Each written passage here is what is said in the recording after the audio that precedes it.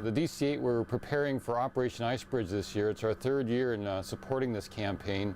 These are ice studies down the Antarctic. We fly regularly about 11-hour missions.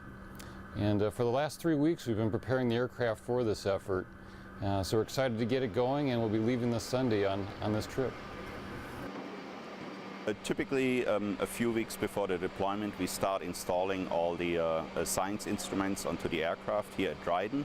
And then we need to test fly the aircraft before we deploy. And we have done this week, so we fly typically over known targets in the Mojave Desert here and over the Pacific Ocean. And when we are comfortable that everything works as we expect, we are ready for deployment, and then we will leave on Sunday for Punta Arenas in Chile. And of course, there aren't any airfields down on the Antarctic continent that we could easily operate out of. So we're operating out of southern Chile. We're about as far south in South America as you can get. That gets us as close as you possibly can to Antarctic. The DC-8 is well suited for this kind of work because of the long legs it can fly. Operation IceBridge is the largest airborne campaign that has ever been flown of the polar ice sheet so far.